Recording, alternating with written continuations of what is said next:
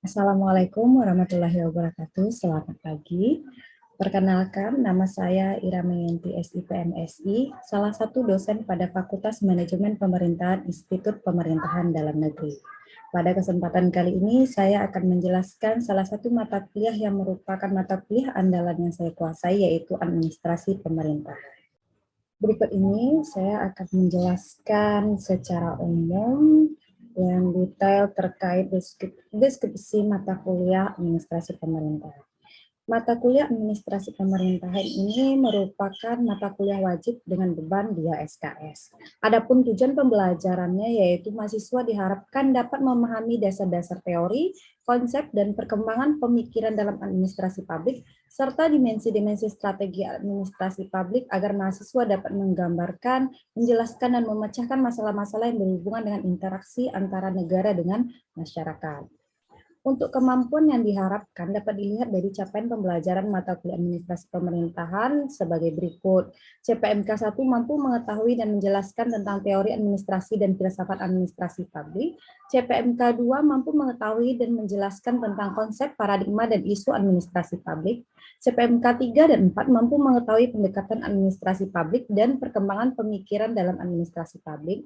Selanjutnya CPMK 5 hingga CPMK 10 nantinya mampu memahami dan menjelaskan dimensi-dimensi strategis administrasi pemerintahan yang meliputi dimensi kebijakan, dimensi manajemen, dimensi struktur organisasi, dimensi etika, dimensi lingkungan, dan dimensi kerja. Berikut ini saya akan menggambarkan rincian singkat materi pertemuan pertama hingga pertemuan terakhir, yaitu yang pertama merupakan pertemuan pembuka untuk menjelaskan rencana pembelajaran semester dan kontrak perkuliahan. Pertemuan kedua akan membahas terkait teori administrasi yang pembahasan ini lebih lanjut akan dibahas secara mendalam pada pertemuan ketiga, yaitu terkait filsafat ilmu administrasi publik. Selanjutnya pertemuan keempat membahas terkait konsep, paradigma, dan isu administrasi publik. Sedangkan pada pertemuan kelima, materi yang akan dipelajari tentang pendekatan dalam administrasi publik. Selanjutnya lebih dalam dan secara luas akan membahas terkait perkembangan pemikiran dalam administrasi publik atau pemerintahan yang akan disampaikan pada pertemuan ke-6 dan ke-7 hingga nantinya pertemuan ke-8. Dengan demikian, paradigma ilmu administrasi publik dapat dipelajari secara detail. Pertemuan ke-9 hingga pertemuan ke-14 akan membahas terkait dimensi strategi ilmu administrasi publik, mulai dari dimensi kebijakan, manajemen, struktur organisasi, etika, lingkungan, dan dimensi kinerja. Pertemuan selanjutnya yaitu pertemuan 15 akan menganalisis isu permasalahan faktual administrasi publik yang terjadi di lapangan melalui studi kasus, sehingga administrasi publik atau administrasi pemerintahan yang merupakan kombinasi kompleks antara teori dan praktek dapat dilaksanakan dalam proses belajar mengajar. Pertemuan terakhir yaitu pertemuan 16, mahasiswa akan berdiskusi yang selanjutnya menghasilkan luaran output berupa makalah ilmiah terkait teori kajian administrasi pemerintahan. Terkait bentuk dan metode belajar, selama pandemi COVID-19 ini sesuai dengan arahan Bapak Menteri Pendidikan bahwa proses belajar mengajar akan dilakukan secara daring melalui aplikasi Zoom, dan pada perkuliahan ini akan memanfaatkan Google Classroom sebagai media penyampaian materi, link jurnal dan link video pembelajaran, serta pengumpulan tugas dan pelaksanaan UTS dan UAS secara online. Untuk durasi penyampaian diskusi dan materi setiap pertemuannya akan berlangsung selama 100 menit. Lebih lanjut, metode pembelajaran yang akan diterapkan nanti meliputi ceramah, pemutaran video, diskusi, tanya jawab, dan problem based learning yang nantinya akan disesuaikan dengan setiap materi pertemuan. Pada Google Classroom akan diposting setiap pertemuan yang masing-masing pertemuan terdiri dari materi, pertanyaan, dan kuis, serta beberapa pertemuan dicantumkan tugas besar bisa berupa pembuatan slide presentasi atau video 1 kali pertemuan, atau bahkan mungkin membuat literatur review pertemuan sebelumnya. Sebagai dasar kelulusan mahasiswa dalam mata kuliah ilmu administrasi pemerintahan, sistem penilaian yang digunakan adalah sebagai berikut, yaitu nilai ujian tengah semester memiliki bobot 25% yang akan dilaksanakan setelah pertemuan ke-8, nilai ujian akhir semester 50% dilaksanakan setelah semua pertemuan dilaksanakan, dan kehadiran dengan bobot 10% dari jumlah perkuliahan yang dilakukan, serta nilai tugas terstruktur dengan bobot 50%. Nah, untuk tugas terstruktur dalam perkuliahan penilaian ini berbentuk studi kasus, yaitu mahasiswa melakukan pengkajian terhadap materi yang dijadikan objek, kemudian membuat makalah berdasarkan literatur baik dari buku-buku yang relevan, jurnal nasional maupun internasional sesuai dengan fokus kajian yang selanjutnya dipresentasikan di depan forum atau kelas. Kriteria penilaian ini dilihat dari bentuk luaran tugas, yaitu dapat berupa literatur review jurnal dengan bobot penilaian 20%, makalah ilmiah dengan bobot penilaian 30%, slide presentasi PowerPoint terdiri dari teks, grafik, tabel, gambar, animasi, ataupun video klip, minimum 10 slide dengan bobot 20%, dan pemaparan dengan nilai 30%. Untuk literatur referensi bisa mengacu pada artikel jurnal nasional maupun internasional yang relevan, sedangkan untuk buku-buku pegangan utama dapat merujuk pada buku karangan Den Hart, Henry, Jeremias Keban, David Osborne, dan Wirman Safri, serta buku-buku terbitan pengarang oleh George R. Perry. Seperti itu lebih kurang deskripsi kontrak perkuliahan administrasi pemerintahan. Selanjutnya, berikut ini akan ditampilkan video pembelajaran pertemuan keempat. Sesuai dengan RPS yang telah disampaikan sebelumnya, pertemuan keempat ini akan membahas terkait konsep, paradigma, dan isu administrasi publik dengan pengalaman belajar mahasiswa untuk mengakses dan memahami video materi perkuliahan melalui media YouTube dengan link yang telah disediakan dan mempelajari PowerPoint materi perkuliahan serta mencari materi makalah secara online dengan menggunakan aplikasi e-learning. Dan selanjutnya menyusun ringkasan dalam bentuk makalah tentang konsep paradigma dan isu administrasi publik.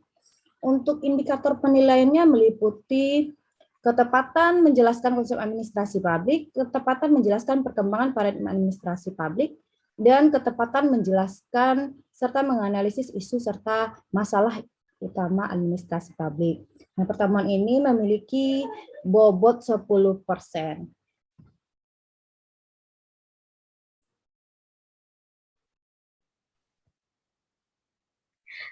Bismillahirrahmanirrahim. Assalamualaikum warahmatullahi wabarakatuh dan selamat siang.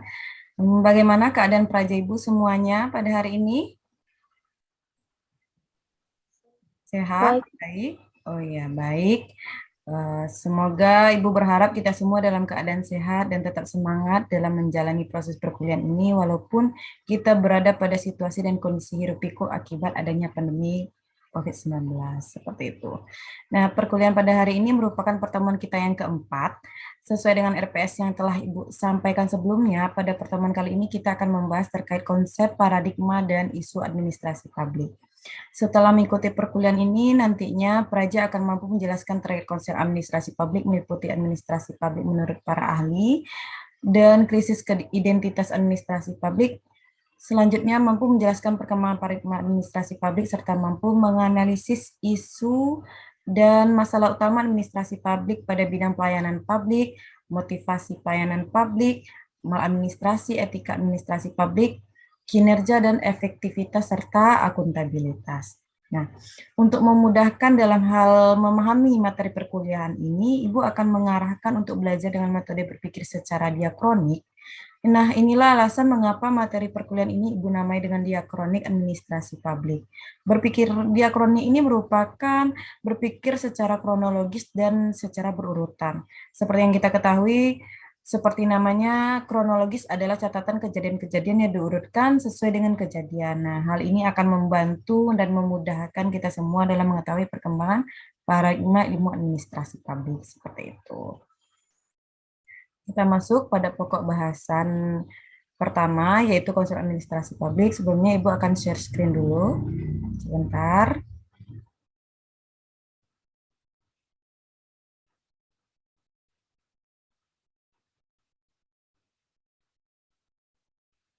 Ini apakah sudah terlihat ini share screen-nya?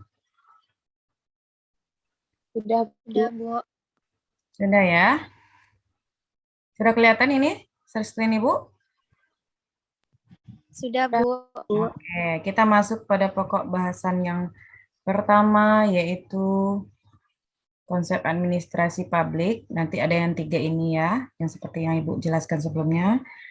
Kita masuk kepada konsep administrasi publik. Nah, dari sini kita melihat dulu beberapa ahli yang mengungkapkan konsep terkait administrasi publik seperti Nicholas Henry pada tahun 1955 dalam bukunya yang berjudul Public Administration and Public Affairs yang menyatakan bahwa administrasi publik adalah suatu kombinasi yang kompleks antara teori dan praktek. Nah, dengan tujuan mempromosikan pemahaman terhadap pemerintah dalam hubungannya dengan masyarakat yang diperintah dan juga mendorong kebijakan publik agar lebih responsif terhadap kebutuhan sosial. Nah, seperti itu. Nah, sedangkan Dwight Waldo pada tahun 1955 menyatakan bahwa administrasi publik adalah manajemen dan organisasi dari manusia dan peralatannya guna mencapai tujuan pemerintah.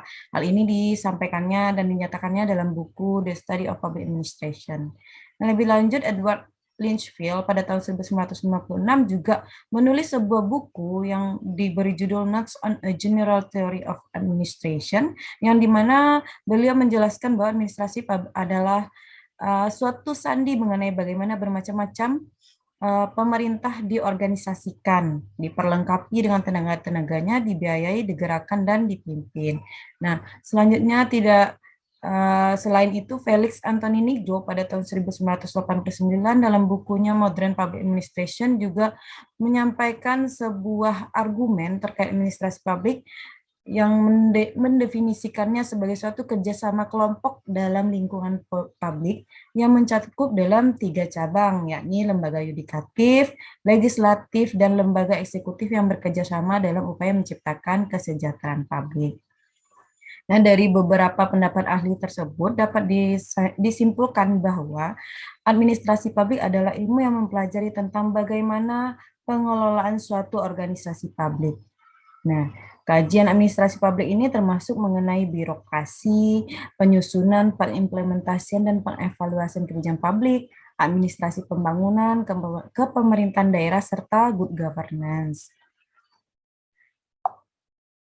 Kita lanjut kepada bagaimana krisis identitas administrasi publik. Nah, dalam perjalanan sejarah administrasi publik telah terjadi krisis identitas administrasi publik. Dari jurnal The Publicness of Public Administration, Administration in Society yang ditulis oleh Dwight Waldo menjelaskan terdapat 2 versi konseptual publik. Seperti itu, dalam administrasi publik yaitu publik bermakna barang publik dan publik sebagai kepentingan publik. Nah, ini merupakan konstitutif untuk memahami konsep publik dalam administrasi publik. Kedua versi ini berasal dari 2 deskripsi ontologis yang bertentangan tentang publik yang telah dikembangkan dalam teori politik modern. Nah, fenomena administrasi publik adalah manifestasi empiris dari benturan antara 2 gambaran realitas yang kontras sehingga administrasi publik bertindak sebagai penyeimbang. Nah, untuk mengatasi identitas ambigu dalam teori administrasi publik ini dapat dilakukan dengan pendekatan dimensi organisasi yang meliputi pendekatan generik, pendekatan inti ekonom, pendekatan inti politik, pendekatan normatif, pendekatan dimensional, politik, dan ekonomi. Nah, berikut ini ada 3 perspektif administrasi publik, yaitu mulai dari perspektif manajerial yang menekankan pada nilai-nilai efektif, ekonomis, dan efisien, perspektif politik yang berorientasi kepada keterwakilan, responsif, dan akuntabilitas, serta perspektif hukum yang menekankan pada 3 hal, yaitu hukum administrasi, peradilan administrasi, serta hukum konstitusi. Nah, berikut ini tabel matriks pendekatan administrasi publik. Mulai dari di sini jelas, nanti kalian bisa baca dan bisa pahami terkait matriks ini. Mulai dari tokohnya sudah Ibu jelaskan di sini, sudah Ibu rangkumkan, nilai struktur organisasi hingga kepada bagaimana keputusan dari perspektif manajemen terkait administrasi publik ini. Seperti itu. Kalau manajemen dia keputusannya bersifat rasional komprehensif. Namun ketika di era New Public Management dia berubah menjadi desentralisasi cost minimizing. Sedangkan dari perspektif politik incremental modeling method dan perspektif hukum dia keputusannya bersifat presidential incrementalism seperti itu.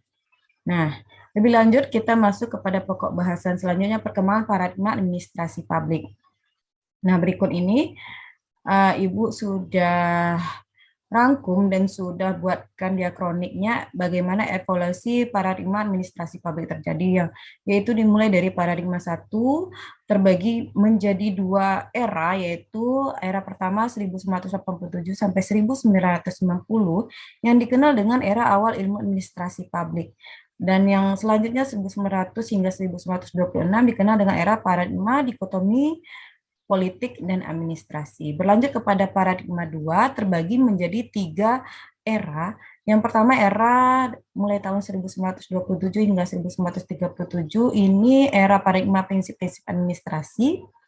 Selanjutnya 1938 hingga 1947 ini dikenal dengan era pertentangan konsep, lanjut kepada era kompromi pemikiran yang berlangsung dari 1947 hingga 1950.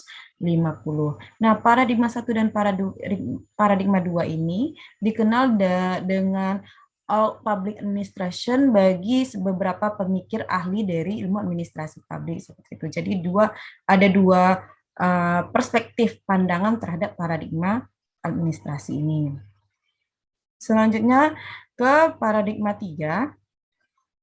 Nah, ini mulai tahun 1950 hingga 1970.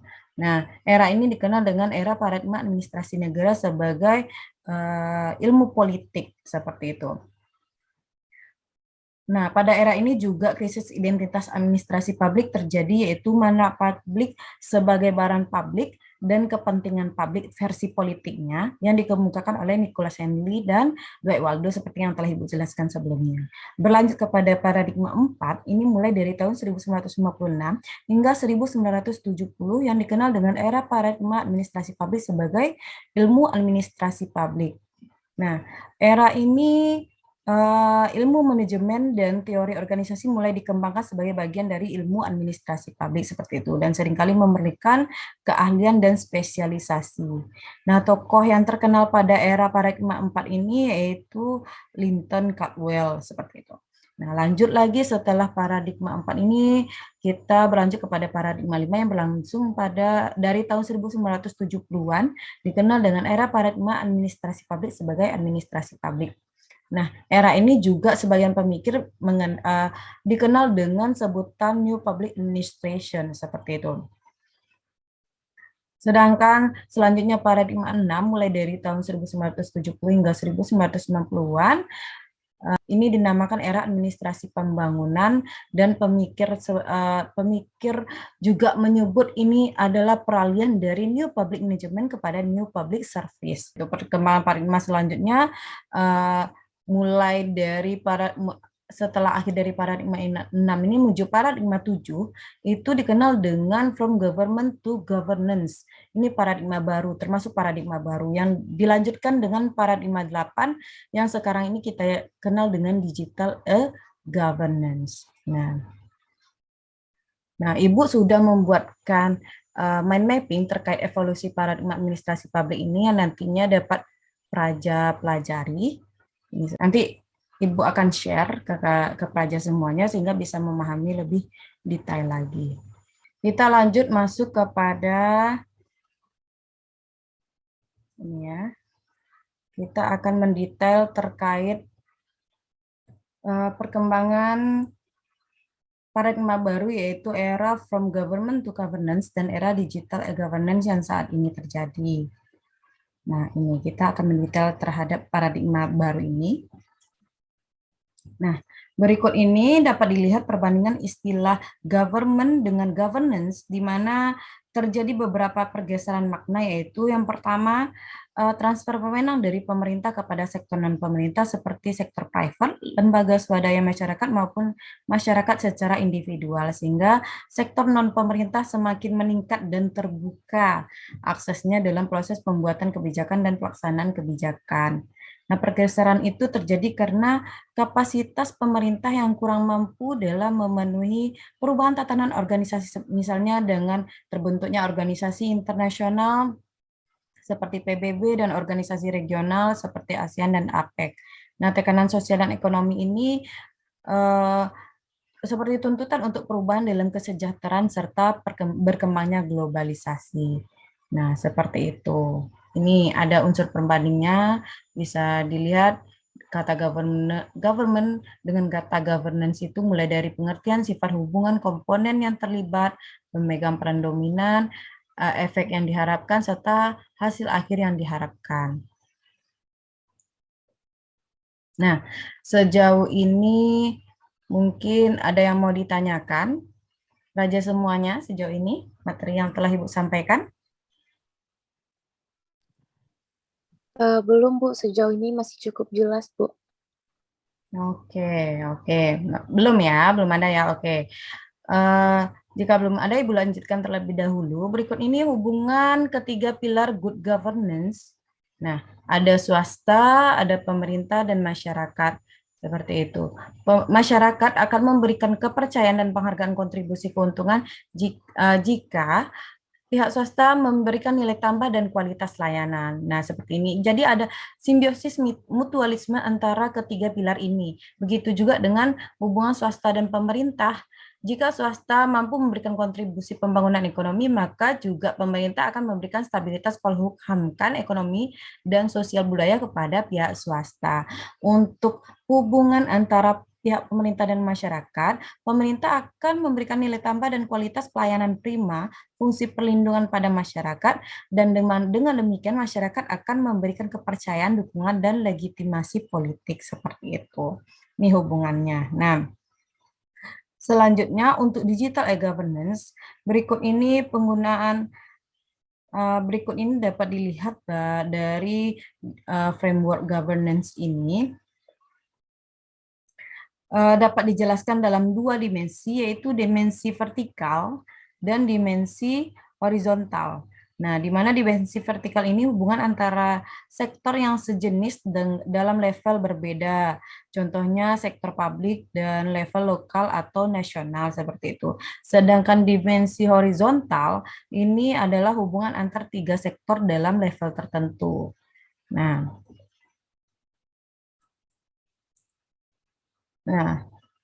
selanjutnya ini kita masuk kepada isu dan masalah utama administrasi publik.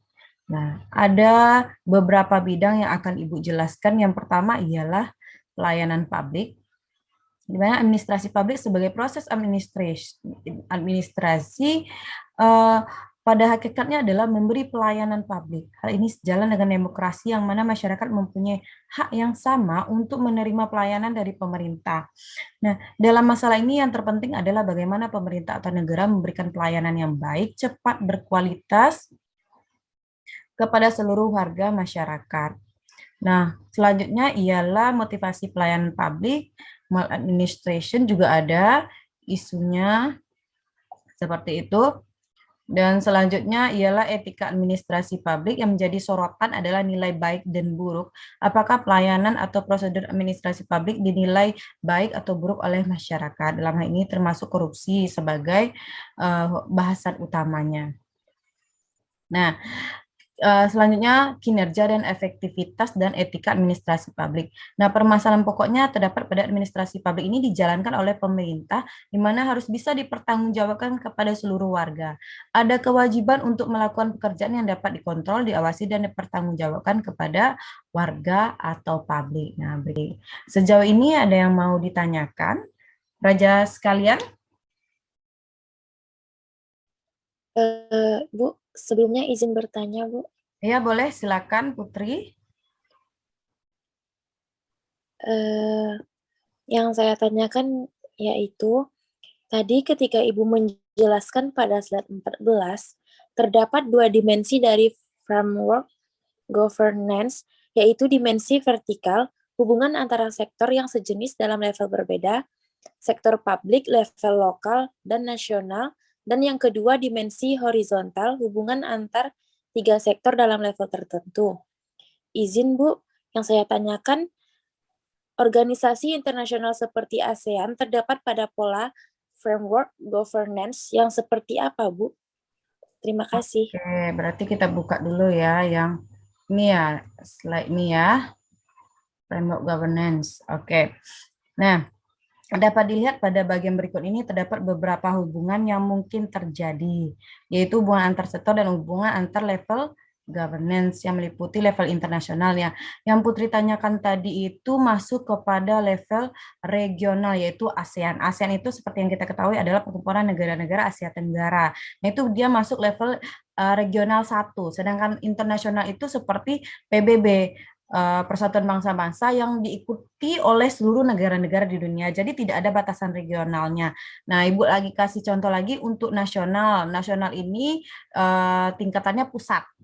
Kalau regional 2 itu dia tingkatannya seperti pemerintahan daerah antara Provinsi Jawa Barat dengan Provinsi Sumatera Barat seperti itu. Sedangkan untuk level lokalnya itu dalam pemerintahan daerah. Contohnya hubungan antara desa dengan kelurahan atau hubungan antara kabupaten dan kota dalam satu pemerintahan daerah seperti itu. Nah, bagaimana Putri dan yang lain, mungkin ada yang masih kurang jelas atau ada yang mau ditanyakan lagi? Cukup jelas, Bu. Terima kasih, Bu. Oke, cukup jelas ya. Nah, selanjutnya ini untuk memperdalam pemahaman materi perkuliahan ini, berikut ini buku referensi yang dapat dijadikan pegangan. Nah, ada buku Rosenblum, Duyanto, Erwan Agus Purwanto, Frederickson, Nicholas Henry, hingga buku Udo Peck, seperti itu. Nah, untuk tugas nanti silakan Praja membuat mind mapping seperti yang telah Ibu buat dan jelaskan sebelumnya dengan topik perencanaan governance di negara dalam keanggotaan negara G20. Nah, selain itu, Ibu juga sudah menyertakan beberapa link video untuk diakses dan dipahami yang akan membantu dalam pengerjaan tugas Praja semuanya. Nah, untuk pertemuan selanjutnya yaitu yang kelima, kita akan membahas terkait pokok bahasan pendekatan dalam administrasi publik. Silakan bisa dibaca buku atau bahan rujukan lainnya dan beberapa jurnal yang relevan nanti akan Ibu share untuk bahan diskusi minggu depan. Pertemuan hari ini mungkin kita sudahi. Ibu sampaikan terima kasih banyak atas partisipasi dan antusias saudara semuanya dalam mengikuti proses perkuliahan pada hari ini. Ibu akhiri, wabillahi taufik wal hidayah. Assalamualaikum warahmatullahi wabarakatuh dan selamat siang.